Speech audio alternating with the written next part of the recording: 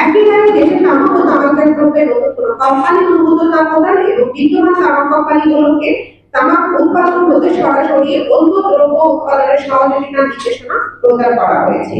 এমন অবস্থায় এই ধরনের স্বাস্থ্যহানিকর দ্রব্য নিষেধের বিধানকে বৈধতা দেওয়া আসলে আমাদের এই আইনের এই আপিলের রায়কে অবমাননা করা হবে এবং ই সিগারেট উৎপাদন অনুমোদন বা আমদানির অনুমোদন দেওয়া আপিল বিভাগের নির্দেশনা সরাসরি পরিপন্থী। সম্মানিত সাংবাদিকবৃন্দ, বিএনপি সরকার 2005 সালে প্রথম একটি সম্মিলিত তামাক নিয়ন্ত্রণ আইন প্রণয়ন করে, যা তখনকার সময়ে বিশ্বের একটি শক্তিশালী তামাক নিয়ন্ত্রণ আইন হিসাবে আত্মপ্রকাশ করেছিল। আজকে এত বছর পর এই আইনকে কেন দুর্বল করার প্রচেষ্টা করা হচ্ছে এবং কারা এর পেছনে রয়েছে তা সরকারকে খতিয়ে দেখার আহ্বান জানাচ্ছি। সরকার নির্বাচনী ইস্তেহারে যে অঙ্গীকার করেছিল তা বাস্তবায়ন করতে হলে ই সিগারেট নিষিদ্ধের বিধানকে অচল থাকায় যুক্তিযুক্ত বলে আমরা মনে করছি।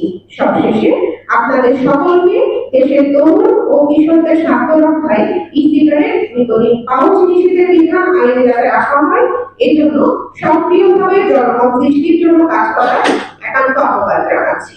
আপনাদের সবাইকে অসংখ্য ধন্যবাদ।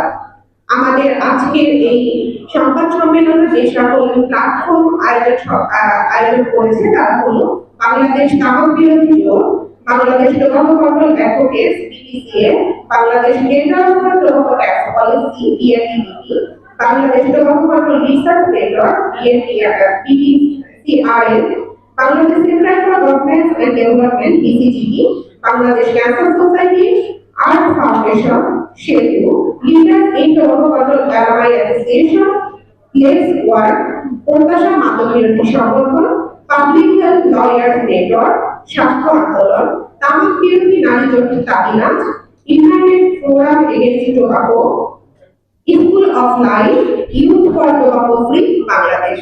ধন্যবাদ। ধন্যবাদ।